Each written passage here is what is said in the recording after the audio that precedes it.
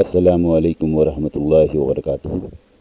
الحمد للہ رب العالمین والصلاۃ والسلام علی سید المرسلین، اما بعد۔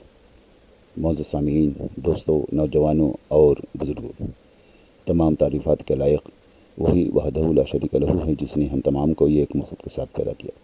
معزز سامعین، آج کا موضوع ہے قرآن کو خوش آوازی کے ساتھ پڑھنے کا استحباب اور خوش آواز شخص سے قرآن پڑھنے کا مطالبہ کرنے اور اسے توجہ سے سننے کا بیان۔ ایک حدیث میں آتا ہے، ابو ہریرہ رضی اللہ عنہ سے روایت ہے کہ میں نے رسول اللہ صلی اللہ علیہ وسلم کو فرماتے ہوئے سنا، اللہ تعالیٰ کسی چیز کے لیے اس طرح کان نہیں لگاتا جس طرح وہ اس خوش آواز پیغمبر کے لیے کان لگاتا ہے جو قرآن کو غنا کے ساتھ اونچی آواز سے پڑھتا ہے۔ بخاری مسلم۔ کان لگاتا ہے کے معنی ہے سنتا ہے، اور یہ اشارہ ہے کہ ایسے پڑھنے والے سے اللہ خوش ہوتا ہے اور اس کے عمل کو قبول فرماتا ہے۔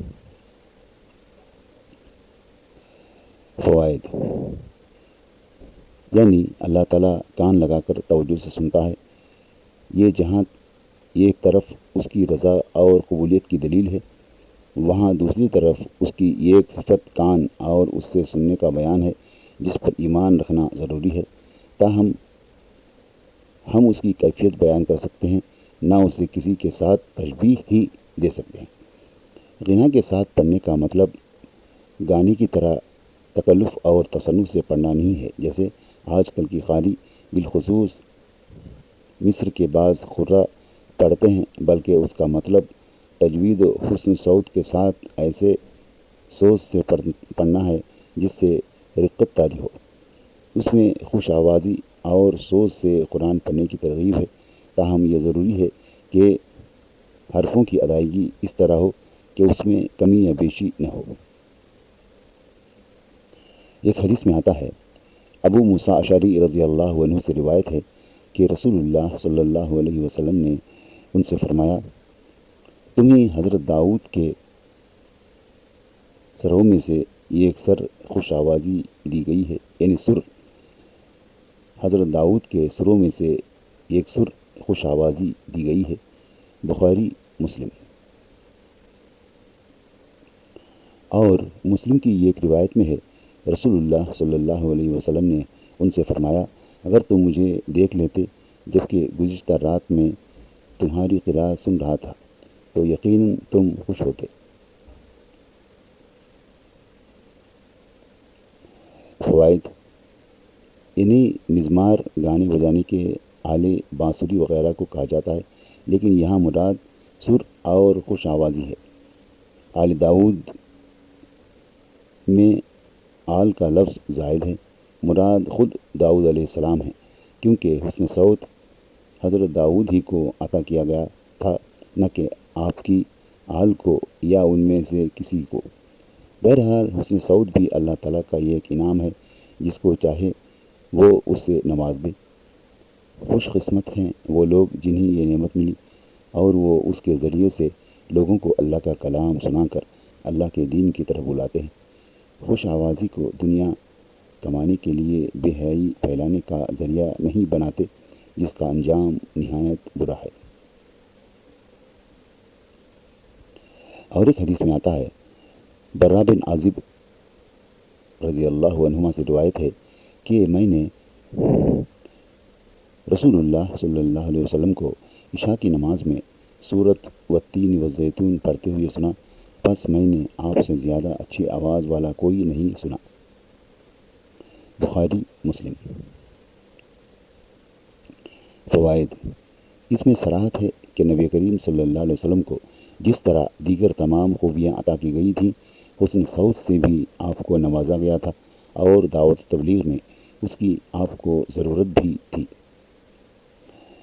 اور ایک حدیث میں آتا ہے، ابو لبابہ بشیر بن عبد المنذر رضی اللہ عنہ سے روایت ہے، نبی کریم صلی اللہ علیہ وسلم نے فرمایا، جو قرآن کو غنا کے ساتھ نہ پڑھے وہ ہم میں سے نہیں۔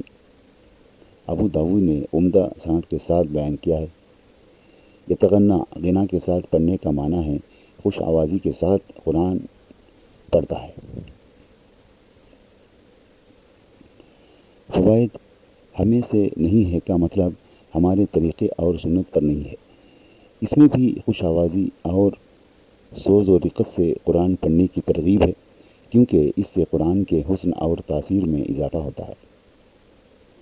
اور ایک حدیث میں آتا ہے، ابن مسعود رضی اللہ عنہ سے روایت ہے، نبی کریم صلی اللہ علیہ وسلم نے فرمایا، اے ابن مسعود، مجھے قرآن پڑھ کر سناؤ۔ تو میں نے عرض کیا، یا رسول اللہ صلی اللہ علیہ وسلم، میں آپ کو پڑھ کر سناؤں حالانکہ آپ پر تو وہ اترا ہے؟ آپ نے فرمایا، میں اپنے علاوہ کسی اور سے سننا پسند کرتا ہوں۔ بس میں نے آپ کے سامنے سورہ نساء کی تلاوت کی، یہاں تک کہ میں اس آیت تک پہنچ گیا، بس اس وقت کیا حال ہوگا جب ہم ہر امت میں سے ایک گواہ لائیں گے اور ان سب پر اے پیغمبر تجھے گواہ بنائیں گے۔ آپ نے فرمایا، اب تم بس کرو۔ جب میں نے مڑ کر آپ کی طرف دیکھا تو آپ کی دونوں آنکھوں سے آنسو جاری تھے۔ بخاری مسلم۔ فوائد، یہ روایت اس سے پہلے باب فضل البکا من خشیت اللہ میں گزر چکی ہے، دیکھیے رقم 1۔ یہاں اسے اس مقصد سے بیان کیا ہے کہ اس میں اہل علم و فضل کی توقیر و تعظیم کا پہلو ہے، نیز دوسروں سے قرآن کی تلاوت سننے اور اس پر تدبر کرنے کی بھی ضرورت ہے، جس طرح خود نبی کریم صلی اللہ علیہ وسلم نے اس طرح کیا ہے۔ معزز سامعین، دیکھیے قرآن اللہ کی کتاب ہے، جس کو پڑھنا ثواب ہے، سننا ثواب ہے، اس کے مطابق عمل کرنا ثواب ہے، اور اس کو دوسروں تک پہنچانا ثواب ہے۔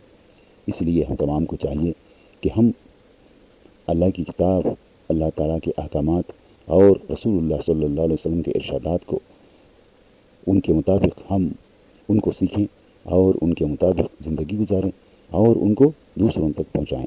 اس میں ہی ہماری کامیابی ہے۔ اللہ تعالیٰ ہم تمام کو قیامت کے دن کامیابی عطا کرے اور جنت میں داخلہ دے، آمین۔ وآخر دعوانا الحمد للہ رب العالمین۔ السلام علیکم ورحمۃ اللہ وبرکاتہ۔